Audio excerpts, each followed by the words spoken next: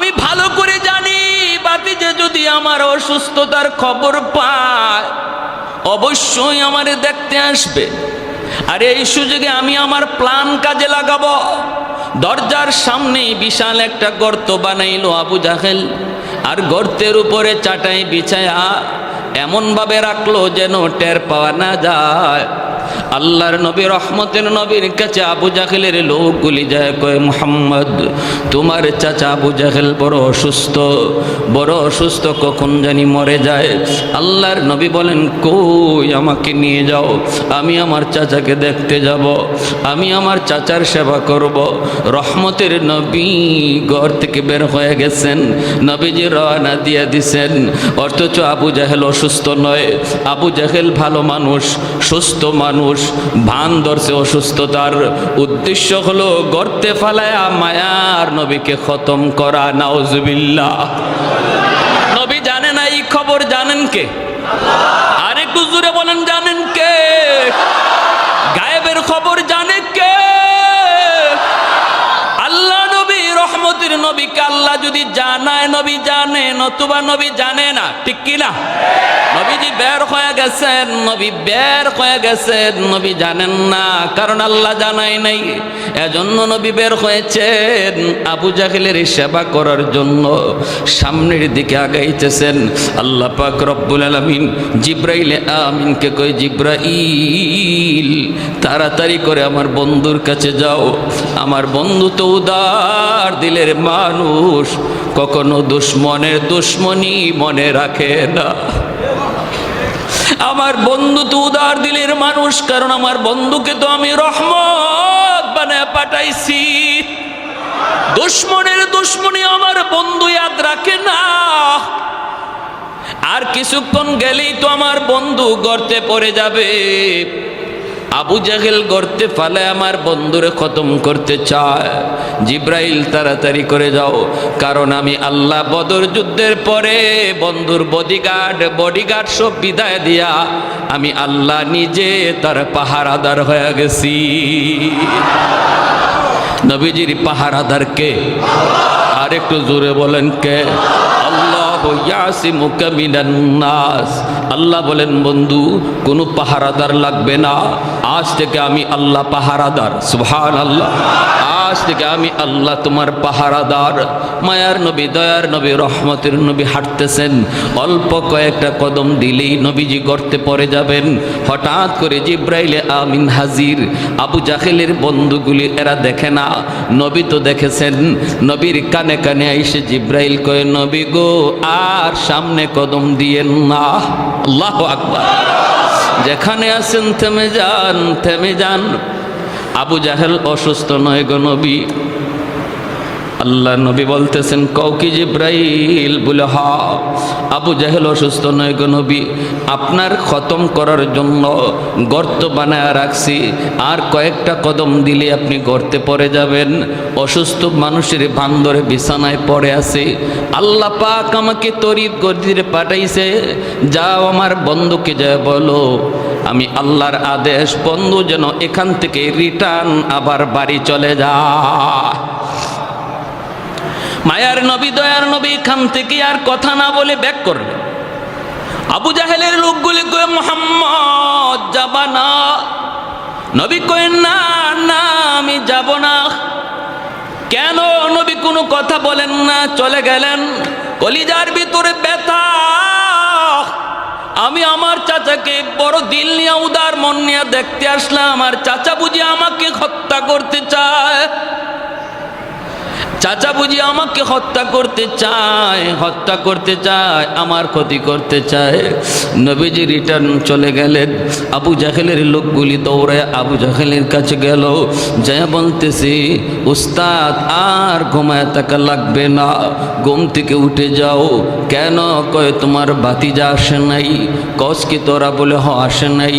কেন আসে নাই? কয় জানি না, আসছিল তো আসছিল, আর কয়েকটা কদম দিলেই গর্তে পড়ে পড়ে যেত, কিন্তু জানি না কে তারে কি বলল, ওখান থেকে রিটার্ন চলে গেল, গর্তে পা দিল না। আবু জাহেল লাফ দিয়ে উঠছে ঘুম থেকে, কই রে আমার বাতিজা কই আবু জাহেল দৌড় দিছে, দৌড় দিতে যাইয়া নিজেরই খবর নাই, গর্ত বানায় রাখছে, নিজের গর্তে নিজে যাইয়া দপাস করা পড়ছে। কার জন্য কি বানাও? হ্যাঁ, অন্যের ক্ষতি করার জন্য যে যা করো, এই ক্ষতিতে নিজেরই পড়া লাগে, ঠিক কিনা? আল্লাহ নবীকে যে গর্তে ফালাইয়া হত্যা করতে চেয়েছিল, এই গর্তে নবী পড়লেন না, যে বানাইছিল হে নিজেই পড়ল, ঠিক কিনা?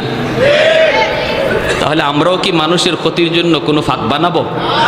মনে রাখবেন, ভালো করে ইয়াদ রাখবেন, চিরন্তন সত্য, যে যার জন্য ফাঁদ বানাইবা, এটা তার জন্য না, নিজের জন্যই বানাও, এটা নিজের জন্যই বানাও। আল্লাহ নবী তার হাদিস শরীফে বলেন, যে মানুষটা মানুষের মন্দ গায়, মানুষের দুশ্চর্চা করে, আল্লাহ তারে এই দোষে দোষী না বানাইয়া তারে মরণই দিবে না। তুমি যার দুশ্চর্চা করো, এই দোষে তোমারে দোষী না বানাইয়া আল্লাহ তোমার মৌত দিবে না। কত বড় কঠিন কথা! অতএব সাবধান, মানুষের দুশ্চর্চা, মানুষের ক্ষতি করার চিন্তা জেহেন থেকে, ব্রেন থেকে সরাও, কারণ এই ক্ষতিটা নিজের কপালেই থাকে, দুদিন পর আর আগে এটা আমার জন্যই ধার্য থাকবে। আল্লাহ নবী তো চলে গেলেন, আবু জাহেল দৌড় দিল ভাতিজা কইয়া, নিজেরই হুঁশ নাই, গর্তে পড়ে গেল। গর্তে পড়া মাত্রই আল্লাহ পাক গর্তকে নির্দেশ করে, এরে গর্ত, একটু ভালো করে বলো, তোমার খালিক আর মালিককে? গর্ত কয়, মালিক তুমি তো খালিক। জাননি তোমার পেটে কে পড়ছে? আমার দুশ্মন, আমার বন্ধুর দুশ্মন। তুমি যতটুকু গভীর ছিলা, দুশ্মন লইয়া আরো গভীর হয়ে যাও। হুকুম মানবে কার? কার হুকুম মানবে? আল্লাহর হুকুম। মুসা নবী পার হয়ে গেলেন ঠিকই, ফেরাউন দলবল লইয়া নদীর মাঝখানে গেল। আল্লাহ বলে, এরে নীল দরিয়ার পানি, বলতো দেখি কার হুকুমে চলো? আল্লাহ তোমার হুকুমে। কি করা লাগবে শুধু বলো। আল্লাহ বলে, মুসা পার হইছে, তুমি রাস্তা করে দিছো, এখন দুশ্মন তোমার মাঝখানে, আর রাস্তা নয়, পানি মিলে যাও। সাথে সাথে দরিয়ার পানি মিলে গেল, আর ফেরাউন তার দলে বলে ডুবে মরল। পানি কার কথা শুনে? জোরে বলেন। আল্লাহর কথা শোনা মাত্রই গর্ত আরো বেশি করে গভীর হয়ে গেল, গভীর থেকে গভীর হয়ে গেল গর্ত। এইবার আবু জাহেল গর্তের ভিতর থেকে ডাক দিয়া কয়, আমাকে তোরা তাড়াতাড়ি করে তুল। এখন বন্ধু বান্ধব হাত বাড়ায়, আবু জাহেল নাগাল পায় না। লাগাল তো পাবেই না, কারণ যেমনটা বানাইছিল এমন তো আর রয় নাই, ঠিক কিনা? যেমনটা বানাইছে এমন তো রয় নাই। হাত বানাইছে, হাতে লাগাল পায় না। আবু জাহেল কই, কিরে ঘটনা কি? আমি তো এত গভীর গর্ত বানাই নাই। রশি লাগা, রশি পালাইছে, রশিতেও লাগাল পায় না, কোনোভাবেই আবু জাহেলকে লাগাল পায় না। আবু জাহেল গর্তের ভিতর থেকে কয়, তোরা কিছু না বুঝলেও আমি সব বুঝে গেছি, কারণ মুহাম্মদকে যে জানাইছে হেই আমারে গাতায় ফালাইছে, ঠিক কিনা? মুহাম্মদকে যিনি জানাইছে তিনি আমারে ফালাইছে।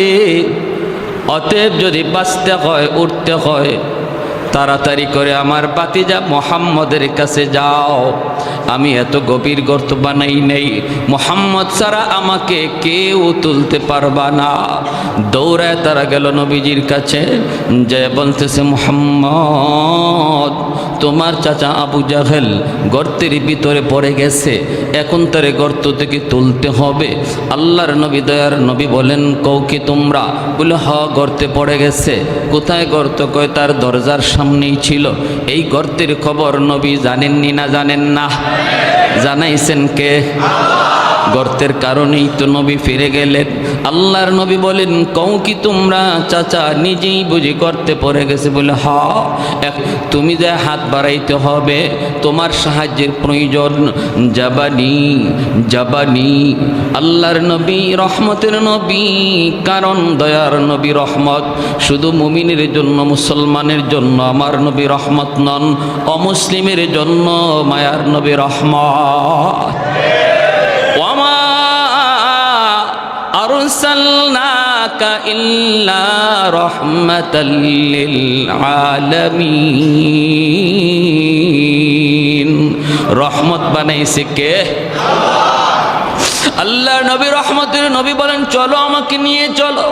সুবহানাল্লাহ, জোরে কর। কালিয়াকৈরের কয়জন মানুষ যাবেন? আপনি যদি জানেন আপনারে মারার জন্য এই গর্ত বানাইছে, এই গর্তে এখন সে নিজে পড়ছে, এখন তারে উদ্ধার করার জন্য যাবেননি? হ্যাঁ হ্যাঁ, আরো কি কইমু? কইমু কামের কাম হইছে, ওর কাম এটার যোগ্য ছিল, ও কবরে গেছে ভালো হইছে, এখন উপর থেকে মাটি দিয়া লাও, ঠিক না? ও কবরে গেছে ভালো হয়েছে, ওর এখানেই যাওয়া দরকার, এখন উপর থেকে মাটি দিয়ে লাও, তেতে কাম সারে। আমরা হইলে এই কথা বলতাম। আহা, ওয়া ইন্নাকা লাআলা খুলুকিন আযীম। আল্লাহু আকবার। আল্লাহ বলেন, বন্ধু আমি তোমাকে খুলুকে আজিমের অধিকারী বানাইছি। খুলুকে আজিম কাকে বলে? কেউ যদি খারাপ আচরণ করে, খারাপের বদলা খারাপ দিয়ে দেয় না, বরং খারাপের বদলাটা ভালো দিয়ে দেয়, আবার তার জন্য আল্লাহর কাছে হেদায়েতের দোয়াও করে। সুবহানাল্লাহ। একটু জিকির করি, লা ইলাহা ইল্লাল্লাহ, জোরে।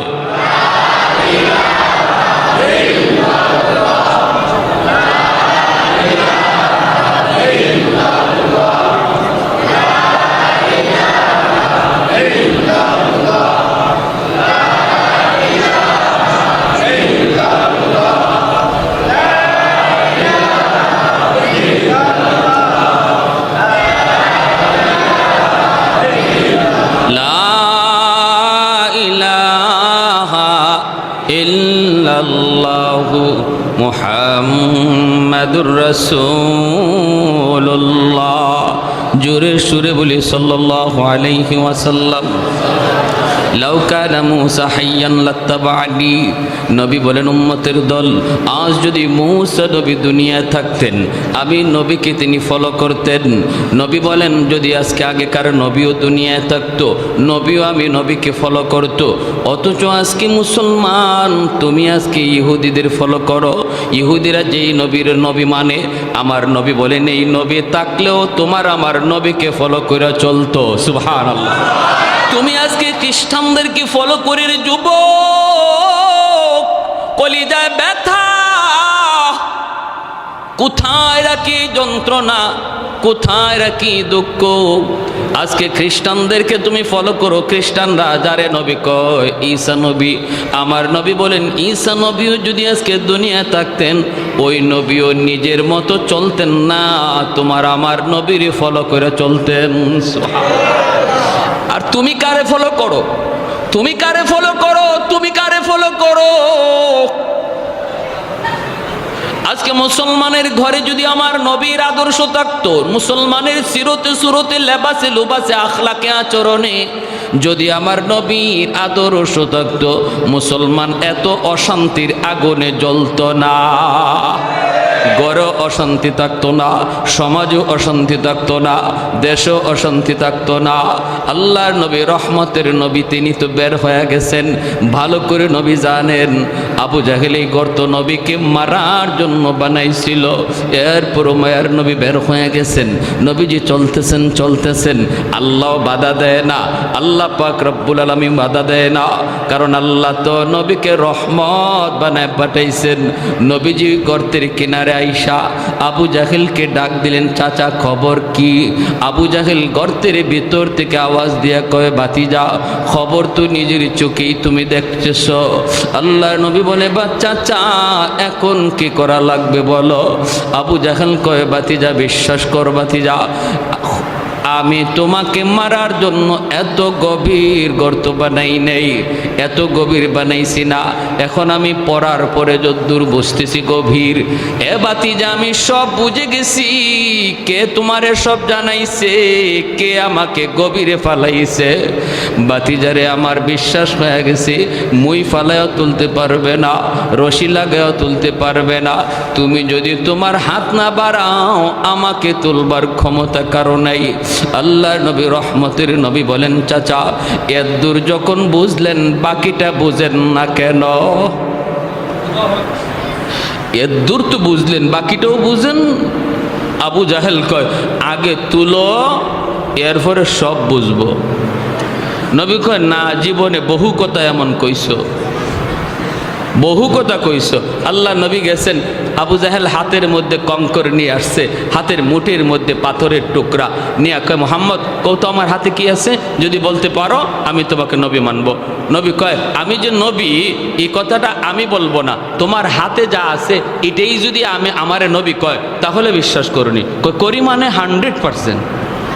কও কি তুমি? আবু জাহেলের কথা হলো, আমার হাতের ভিতরে হলো পাথরের কণা, এই পাথরের কণায় আবার কেমনে কথা বলবে? যেই মাত্র নবী কইছে তোমার হাতে যা আছে এগুলাই যদি আমারে নবী কয় মানো, কয় মানি, সাথে সাথে পাথরের কণার জবান আল্লাহ খুলে দিলেন। আমার ভাইরা বন্ধুরা, যুবক, সাথে সাথে পাথরের কণার জবান খুলে গেল। আশহাদু আল্লা ইলাহা ইল্লাল্লাহ ওয়া আশহাদু আন্না মুহাম্মাদার রাসূলুল্লাহ। আল্লাহু আকবার। কালেমার আওয়াজ বের হয়ে গেল হাতের ভিতর থেকে, পাথরের কোণা থেকে আওয়াজ বের হয়ে গেল, আল্লাহ আমার এক, নবী আমার মুহাম্মাদুর রাসূলুল্লাহ। সাথে সাথে আবু জাহেল কয় কি হায় হায়, আমার কাছে যেটা আছে এটাও দিয়ে মুহাম্মদের কথা কয়, আমারে কয় না। হাত থেকে এভাবে উঁচু করে দূরে নিক্ষেপ করে ফেলা দেয় আর কয়, মোহাম্মদ তুমি এত বড় জাদুকর, নাউজুবিল্লাহ, জোরে কর, তুমি এত বড় জাদুকর, আমার হাতের মধ্যেও তুমি জাদু চালায় দিতে পারলা, জাদু চালায় দিতে পারলা। ওরে মোহাম্মদ, তোমার জাদু চলে জমিনে, এবার তুমি দেখি একটু পারো তো আসমানে তুমি কিছু দেখাইতে পারো কি না? কারণ যদি জাদু হয় শুধু জমিনে চলে, আসমানে জাদু চলে না, এটা নিয়ে তুমি কিছু পারো দেখাও, তাহলে আমি কালেমা পড়ে মুসলমান হয়ে যাব। আল্লাহর নবী বলেন, চাচা যান, চাঁদের উপরও যদি আমার কৃতিত্ব চলে, আমার পাওয়ার চলে, আমার ক্ষমতা চলে, তবে কি তুমি মানবা? কয় অবশ্যই, কারণ চাঁদ নিয়া জাদু করার ক্ষমতা কারো নাই। সাথে সাথে দয়ার নবী, মায়ের নবী কয়, মালিক চাঁদের উপরে ওরা দেখতে চায় আমার মুজিজা। আল্লাহ বলে, বন্ধু শাহাদত আঙ্গুল দিয়া চাঁদকে ইশারা করো, ইশারা করা তোমার কাম, আর চাঁদকে দ্বিখণ্ডিত করে দেওয়া আমি আল্লাহর কাম। মুহূর্তের ভিতরে চাঁদ দ্বিখণ্ডিত হয়ে গেল। এত কিছু দেখার পরও আবু জাহেলের কপালে হেদায়াত নাই রে যুবক, হেদায়েত নাই, হেদায়েত নাই। আমাদের সমাজেও কিছু মানুষ আছে, এমন কিছু যুবক আছে, ওলামায়ে কেরাম কত করে বুঝায়, দাওয়াত ও তাবলীগ ওয়ালারা তারে কত করে বুঝায়, এরপরও বুঝ মানে না, বুঝ মানে না। কত সুযোগ পাইল, এরপরও সুযোগ কাজে লাগে না, লাগে না রে যুবক। এর নাম হলো কপাল পোড়া। খাতামাল্লাহু আলা কুলুবিহিম ওয়া আলা সামঈহিম ওয়া আলা আবসারিহিম গিশাওয়া। না না, এমনটা হওয়া যাবে না। ভাইরের নাম কপাল পোড়া, কপাল পোড়া আবু জাহেল, হেদায়েত কপালে নাই। নবী বলেন, চাচা যান, না না, এমন কথা বললে হবে না। ওটার পরে তুমি কালেমা পড়বা, গ্যারান্টি কি? ওখান থেকে তুমি কালেমা পড়ো। আবু জাহেল কই, বাতি ভাতিজা বিশ্বাস করো, অতীতের সব কথা তুমি ভুলে যাও রে বাবা। এইবার কথা দিছি, আমি তো এমনি বৃদ্ধ হয়ে গেছি, এক পা তো এমনি কবরে চলে গেছি, শেষবারের মতো আমার কথাটা বিশ্বাস করো, আমাকে তুমি একটু উপরে তুইলা দেখো। মায়ার নবী দয়ার নবী আবু জাহেলের এই কথার উপরে বিশ্বাস করে নবী আমার রহমতের হাত বাড়ায়া দিছেন। সুবহানাল্লাহ। নবী আমার তার রহমতের হাত বাড়ায়া দেওয়া মাত্রই আল্লাহ পাক রব্বুল আলামিন কয়, এরে গর্ত একটু তাকা দেখ, তোর দিকে আমার বন্ধুর রহমতের হাত চলে এসেছে। আল্লাহু আকবার। যে নবীর হাতের ইশারায় চাঁদ দ্বিখণ্ডিত হয়, সুবহানাল্লাহ। আমার বন্ধুর হাতের এত দাম, এত দাম, যেখানে বন্ধুর হাত লাগে সেখানে বরকত চলে আসে। আল্লাহু আকবার, জোরে বলেন। নবীজির হাত লাগা মাত্রই বরকত চলে আসি। আল্লাহর নবী রহমতের নবী যা বলেন, যাবের খানা আছে 4 জনের 5 জনের, মেহমান হইছে 1500, টেনশন করো না রে যাবে, আমি নবী তোমার বাড়িতে আজকে মেহমান, আমার সাহাবেরও তোমার বাড়িতে মেহমান, খানা হলো তোমার পাতিলে মাত্র 4 জনের 5 জনের, মেহমান হলাম আমরা 1500, কোনো টেনশন নাই, পাতিলের বাক্সটা আমার সামনে হাজির করো। কোথায় তোমার গোশতের পাতিল, কোথায় তোমার রুটির পাতিল? মায়ার নবী দয়ার নবী হাত মোবারকের মধ্যে একটু লব মোবারক লাগাইয়া গোশতের পাতিলে লাগাইয়া ডাকনাটা নবী দিয়া বলে, যাবের শুধু গোশত নিবা নিবা, কখনো ডাকনা সরায় না। আল্লাহু আকবার। এ গর্ত আমার বন্ধুর হাতের এত দাম, এত দাম।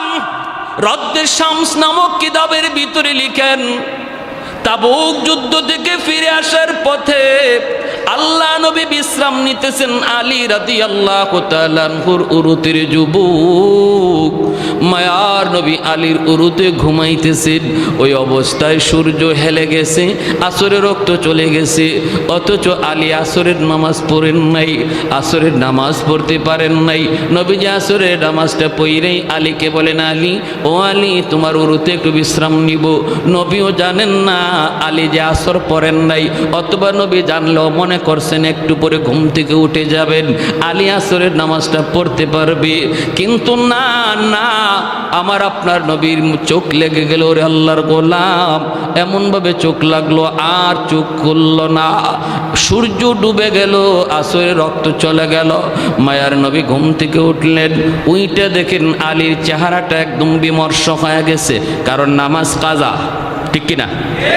খাঁটি একজন মুমিনের অন্তরে নামাজ কাজা হওয়া মাত্রই কলিজায় ব্যথা লাগবে। বোঝা গেল তার কলিজার ভিতরে নামাজের প্রতি মহব্বত ইমানের আলামত। এটা ইমানের আলামত। মাল ইমান ইয়া রাসূলুল্লাহ, ইযা সাররাতকা হাসানাতুকা ওয়া ইযা সাআতকা সাইয়্যাতুকা ফাআনতা মুমিন। আল্লাহ নবী ইমানের স্কেল বলে দিলেন। সাহাবী জিজ্ঞেস করে, নবী গো ইমান কাকে বলে, কাকে বলে, কাকে বলে? আল্লাহর নবী বলেন, যখনই কোনো নেক কাজ করবা তখনই দেখবা দিলে শান্তি লাগে, আর গুনাহ হলেই অন্তরে অশান্তি লাগে, বুঝবা তোমার কলিজায় ইমান আছে। আর যদি গুনাহ করার পর কলিজায় ব্যথা না লাগে, বরং আরো অন্তরে খুশি হও।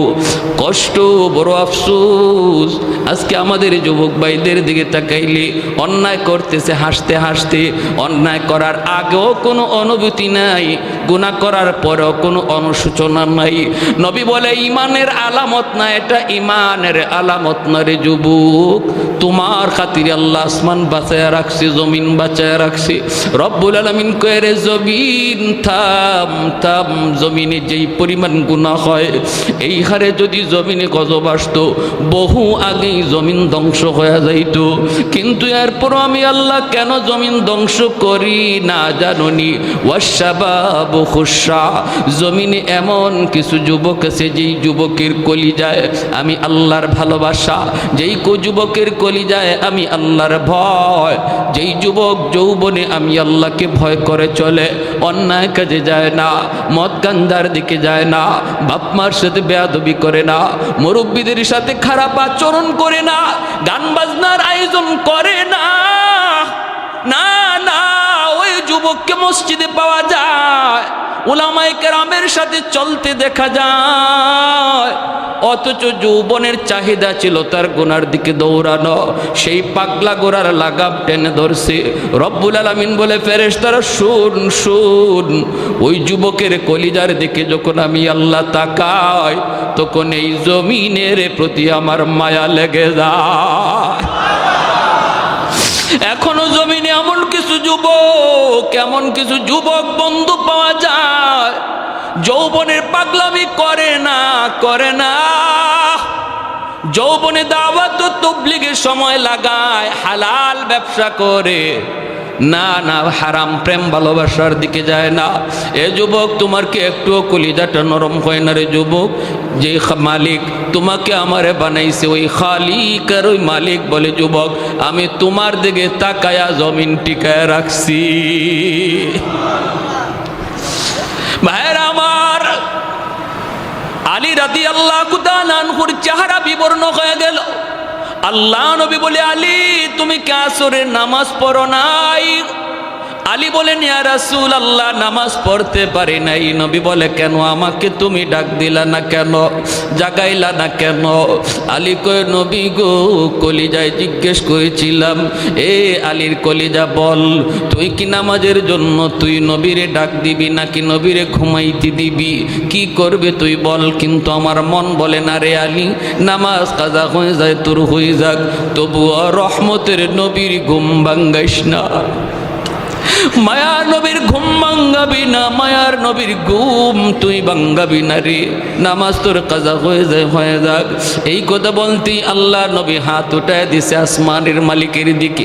ওগো মালিক, আমার আলী আজকে আসরের নামাজ পড়তে পারে নাই, নিজের কারণে নয়, আমি নবীর কারণে, তোমার বন্ধুর কারণে। ও মালিক, আমি হাত উঁচায় রাখলাম, এই হাত জমিনে আর নামাবো না গো। ডুবন্ত সূর্য আবার তুমি আকাশে উঠায় দাও, যেন আলী আসরের নামাজ ঠিক টাইমে পড়তে পারে।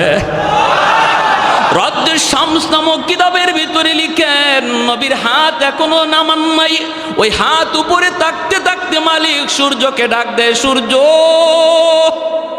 আমার বন্ধুর ওই হাত এখন উপরে, যে হাতের উসিলায় আমি তোরে বানাইছি, আমার বন্ধুর আবদার উঠে যা। সাথে সাথে সূর্য আকাশে উঠে আসলো, সূর্য আবার আকাশে উঠে আসলো, ডুবে যাওয়া সূর্য নবীর হাতের উসিলায় আবার উঠে গেল। আল্লাহু আকবার। আলী ঠিক টাইমে নামাজ পড়লেন।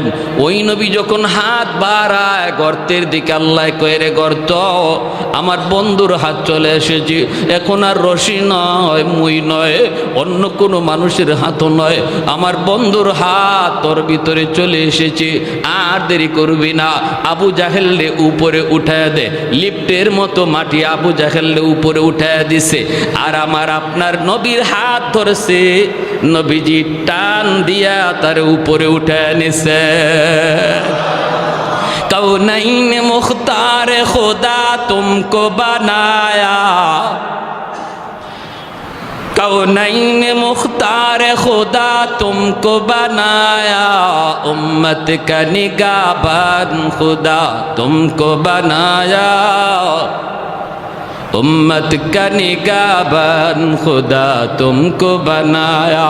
मौला मेरा आका मेरा रहमत के नबी है, तजदार मदीना है तो माहे अरबी है,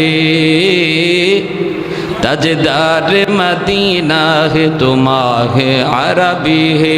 अशजार ने देते हैं नबूवत के शहादत, तशकीक कमर में है तो अंगुल की इशारत, तशकीक कमर में है तो अंगुल की इशारा। अल्लाह अकबर जोरे बोले। नबी कहे चाचा एबार कालेमाटा पড়ালান, গর্তের ভিতর থেকে ওয়াদা দিছিল উঠলেই কালেমা পড়ব, ঠিক না? নবী কয় চাচা তুলসী তো, এবার কালেমাটা পড়েন। মায়ার নবী কত চেষ্টা করছেন প্রিয় মানুষগুলাকে, রক্তের মানুষগুলিকে হেদায়েতের পথে আনার জন্য, কত আপ্রাণ চেষ্টাই না মায়ার নবী করছেন। তারপরে নবী বলেন চাচা গো, ও চাচা আমি তো আপনার কথা মানছি, এবার একটু আমার কথাটা মানেন। আবু জহলকে বাতিজা রে, তুমি যে অত বড় জাদুকর আগে জানি না। কপালে কি নাই, কি নাই? ইন্নাকা লা তাহদি মান আহবাবতা ওয়ালাকিন্নাল্লাহ ইয়াহদি মান ইয়াশা। আল্লাহকে বন্ধু, হেদায়েত এটা কোনো মানুষের হাতে আমি রাখছি না, এটা শুধু আমার হাতে। তোমার কাম দাওয়াত দেওয়া, কে নিব আর কে নিব না এটা জানি আমি আল্লাহ। উলামায়ে কেরামের কাম হলো ওয়াজ শোনানো, উলামায়ে কেরামের কাজ হলো হক বাতিলের পরিচয় জানানো, উলামায়ে কেরামের কাজ হলো আলো অন্ধকারের পরিচয় শোনায়া দেওয়া, জানায়া দেওয়া।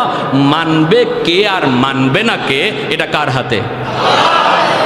আমাদের দায়িত্ব লাস্তা আলাইহিম বিমুসাইতির, দারোগা নয়, পিটানো আমাদের দায়িত্ব নয়, জোর করো আমাদের দায়িত্ব নয়। আমাদের দায়িত্ব শুধু শোনায়া দেওয়া, ভালো অন্ধকার পরিচয় শোনায়া দেওয়া, যে দায়িত্ব মায়ার নবীর ছিল।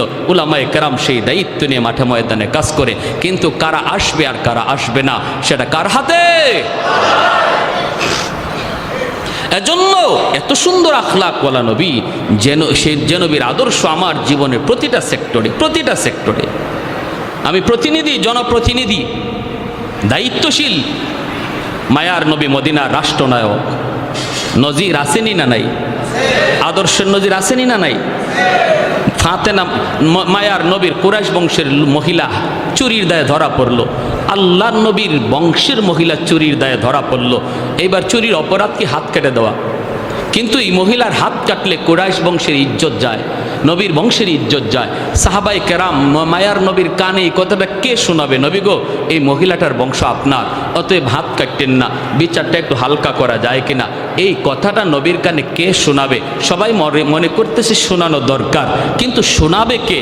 কেউ এই দায়িত্ব নেয় না। আবু বকর সিদ্দিককে বলা হয়, সিদ্দিক আপনি যান, আপনি নবীর হিজরতের সাথী। সিদ্দিক আকবর বলে আমাকে সব করতে বলো, এটা পারবো না, কারণ এটা পারবো না। হযরত ওমরকে বলে ওমর যাও, ওমর বলে আমি সব পারবো, এটা পারবো না। ওসমান বলে আমি পারবো না, আলী বলে আমি পারবো না, কেউ বলে আমি পারবো না। শেষ পর্যন্ত সাহাবীরা সিদ্ধান্ত নেয়, একটা ছোট বাচ্চা নিপাও দেখো, যে বাচ্চাটারে মায়ার নবী মায়া করে, অনেক আদর করে, আর তারে আমরা মুখস্থ করাইয়া কথাটা পাঠাই।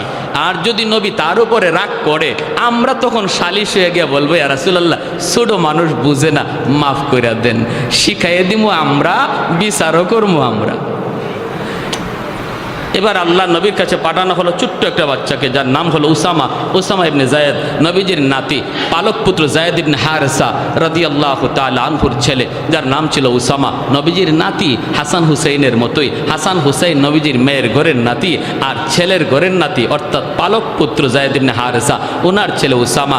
এনাকেও নবীজি কাঁধে নিয়ে ঘুরতেন, আদর করতেন। নাতি, ওই নাতিরে সবাই ডাইকে আনছে, উসামা তুমি ছোট মানুষ হইল, তোমার বুঝ ভালো আছে, একটা কথা যায় দাদারে বলো, কারণ দাদা নাতির একটা মায়ার সম্পর্ক থাকে, একটু তুমি যায় বলো।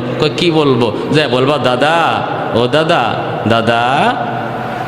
বলে কি রে নাতি, কস না? বললে দাদা, যে মহিলাটা আজকে আপনার হাতে গ্রেপ্তার হয়েছে চুরির অপরাধে, এই মহিলার বংশ নাকি আপনার বংশের, অতএব দাদা গো, একটু বিচারটা হালকা করা যায় কিনা, হাত না কাটতে আঙ্গুল কাইটা এটারে একটু হালকা করে বিচারটা করলে হয় কিনা, এই কথাটা তুমি বোঝাই দিবা। যদি নবী রাগ করে, তখন আর জিজ্ঞেস করে কে শিখাইছে, কইবা কেউ শিখাইছে না, আমি নিজেই কইছি। ওসামা গেছেন গে আল্লাহ নবীর কাছে, যেই মাত্র বলছেন, হাদিস শরীফে আসছে মায়ার নবীর চেহারা মোবারক লাল হয়ে গেছে গুসায়, নবীজি বসা থেকে দাঁড়ায় গেছেন। সুবহানাল্লাহ, কি বিচার ব্যবস্থা ছিল! আর আজকে আমরা নিজের লোক হইলে, নিজের পরিবারের লোক হইলে, নিজের গোষ্ঠীর লোক হইলে, নিজের মুখ চেনা লোক হইলে বিচার হালকা হয়ে যায়। আয় হায়, এ কি আমার নবীর আদর্শ ছিল? মায়ার নবীর চেহারা লাল হয়ে গেল, নবীর চেহারা লাল হয়ে গেল, বসা থেকে উঠে গেলেন। আর নবী বলতেছেন, ওসামা আমি ভালো করেই বুঝতেছি এটা তোমার কথা নয়, আমার সাহাবীরা শিখিয়ে দিছে। মনে রাখো, শুধু কুরাইশ বংশের মেয়ে না, আমার কলিজার টুকরা মেয়ে ফাতেমাও যদি আজ চুরির অপরাধে গ্রেপ্তার হতো, আমি মুহাম্মদুর রাসূলুল্লাহ তার হাত কেটে দিতাম। আল্লাহু আকবার। আল্লাহ আমাকে ইনসাফ প্রতিষ্ঠা করার জন্য পাঠাইছে, বেইনসাফি করার জন্য নয়। গরিবের ক্ষেত্রে একরকম বিচার আর ধনীর ক্ষেত্রে আরেক রকম বিচার, অচেনা মানুষের সাথে একরকম বিচার আর মুখ চিনা মানুষের সাথে একরকম বিচার। এমন বিচার ব্যবস্থা পৃথিবীতে প্রতিষ্ঠা করার জন্য আল্লাহ আমাকে পাঠায় নাই, আমাকে পাঠাইছে একটা সার্বজনীন সুবিচার ব্যবস্থা প্রতিষ্ঠা করার জন্য। তাহলে আমি একজন জনপ্রতিনিধি হলে আমার নবীর আদর্শ আমার মাঝে খুঁজলে পাওয়া যাবে কি যাবে না? আসেনি না নাই? মায়ার নবী, দয়ার নবী, আমি যদি একজন সন্তান হই, মায়ার নবী আদর্শ রেখে গেছে। মনে রাখবেন, নবী বলেন, মা মিন ওয়ালাদিন বারিন ইয়ানজুরু ইলা ওয়ালিদাইহি নাজরা রাহমাতিন ইল্লা কাতাবাল্লাহু লাহু বিকুল্লি নাজরাতিন হাজ্জাতাম মাবরুরা। নবী বলেন, শোনো, আমিও তোমাদের মতো একজন সন্তান, আমারও মা আছে, বাবা আছে। বাবা পাই নাই, মা অল্প দিন পাইছি। উম্মতেরা শোনো, মায়ার নজরে, মায়ার নজরে শুধু বাপ মার চেহারার দিকে তাকায় রইছো তুমি, কোনো কথা না, শুধু একটু মায়ার নজরে তাকাইছো, আল্লাহ তোমার ওই নজরে নজরে কবুল হজের সওয়াব দান করবে। যে নবী জীবনে মিথ্যা বলেন নাই, ওই নবী বলে একজন সন্তান প্রতিদিন একটা কবুল হজ, প্রতিদিন অসংখ্য কবুল হজ তার আমল নামায় জমা করার সুযোগ রয়েছে। হাসরের মাঠে দেখবে তার আমল নামায় হজ, বলবে, মালিক আমি দুনিয়ায় হজই তো করি নাই, এতগুলা হজ আসলো কোত্থেকে? আল্লাহ, এটা আমার আমল নামা না, এটা অন্য কারো আমল নামা। মালিক, তোমার ফেরেশতারা ভুল করে কারো আমল নামা আমাকে দিয়ে দিছে, আমারটা জানি কার কাছে দিয়ে দিছে। আল্লাহ বলবেন, কও কি তুমি? বলে, হো, তোমার ফেরেশতারা ভুল করছে, এটা আমার না। আল্লাহ বলবে, আমার ফেরেশতারা ভুল করে না, কেমনে তুমি কও ভুল? আল্লাহ, আমি জীবনে হজই করি নাই, অথচ আমার আমল নামা দেখা যায় 1000 2000 হজ। যে বাপমার দিকে বেশি বেশি তাকাইছে তার জীবনে লক্ষ হজ, আমল নামায় লক্ষ হজ। আল্লাহ, এটা আমার আমল নামা নয়, ফেরেশতারা ভুল করছে। রব্বুল আলামিন বলবে, বান্দা শোনো, আল্লাহ তখন, হাদিস শরীফে আসছে, আল্লাহ পাক তখন কুদরতি মুচকি হাসবেন। সুবহানাল্লাহ। তার কথা শুনে আল্লাহ কুদরতি মুচকি হাসবেন আর বলবেন, না, আমার ফেরেশতারা ভুল করে না বান্দা, যা দেখছো এটা তোমারই। তো ঘরেই তোমার হজ ছিল, তোমার মা, তোমার বাবা, যাদের দিকে তুমি মায়ার নজরে তাকায় তাকায় কথা বলতা। বাজারে গেলেও আম্মার চেহারার দিকে তাকাইতা, মা কিছু লাগবে? বাজারে যাইতেছি। আব্বা তোমার ওষুধ আছে না শেষ? বাজারে যাইতেছি। এই এতটুকু মার চেহারার দিকে তাকায় গেছে আর আইছে, কথা বলতেই বাপমার চেহারার দিকে তাকায় তাকায় কথা বলছে। বান্দা, এতটুকু আমল যে তোমার দুনিয়াতে ছিল, ওই প্রতিটা চাওয়াকে আমি আল্লাহ কবুল হজ বানায়া তোমার আমল নামা উঠাইয়া দিছি। তাহলে আমি একজন বাবা হলে, আমিও একজন সন্তান হলে, আমার মায়ার নবী সন্তান হিসাবে আদর্শ আমার জন্য রেখে গেছেন কিনা? আসেনি না নাই? আল্লাহ আমাদেরকে সহি বুঝদান করুন, আমরা কোন পথে চলতেছি। আজকে আমার সেলিম আজাদ ভাই আলহামদুলিল্লাহ একজন বাবার সুসন্তান, নেক সন্তান, উলামায়ে কেরামের সাথে থাকার সুবাদে আল্লাহ পাক দিনের বুঝ দিয়া রাখছেন। বুঝেন বাপমার জন্য কি করতে হবে, কোনটা চাইতে হবে, কিভাবে আল্লাহর কাছে চাইলে আল্লাহ পাক সেটা কবুল করে, এগুলো বুঝেন। ওলামায়ে কেরামের সাথে থাকার কারণে আমরা ওলামায়ে কেরামের সাথে সময় দেব, তাদের কাছ থেকে দিনের পথগুলো বুঝে নিব। কারণ আমার সর্বক্ষেত্রে আমার নবীর আদর্শ রয়েছে, যে আদর্শের দ্বারা আমার গোটা জীবনটারে আমি এবাদতের ভিতরে ঢুকাইতে পারি, গোটা জীবনটারে এবাদতে ঢুকাইতে পারি। প্যারে হাজিরিন, আসুন আমরা সবাই প্রত্যেকে মায়ার নবীর প্রতিটা আদর্শকে, আমি যে সেক্টরে আছি এই সেক্টরে আমার নবীর আদর্শটা কি, এটা আলেমদের কাছে যাইয়া বুঝি, জানি, আমল করি। পারবো না ইনশাল্লাহ? ব্যবসায়ী ভাইয়েরা এখানে আছেন, ব্যবসার ক্ষেত্রে আমার নবীর আদর্শ আছে, আলেমদের কাছে যান, বুঝেন, সেভাবে ব্যবসা করেন। আপনার ব্যবসাটাও নফল নামাজের ভিতরে আল্লাহ ঢুকাইয়া দিবে, নফল নামাজের ভিতরে আল্লাহ ঢুকাইয়া দিবে। মেম্বার হয়েছেন, চেয়ারম্যান হয়েছেন, আমার নবীর আদর্শকে ফলো করেন, চেয়ারম্যান এটা এবাদত হয়ে যাবে, মেম্বার এটা এবাদত হয়ে যাবে। আল্লাহ পাক গোটা জিন্দিগিটারে বন্দিগি বানিয়ে দিবে। আল্লাহ আমাদের সবাইকে কথাগুলো মানার এবং বুঝার, আমল করার তৌফিক আল্লাহ দান করুন। ওয়া আখির দাওয়ানা আনিল হামদ।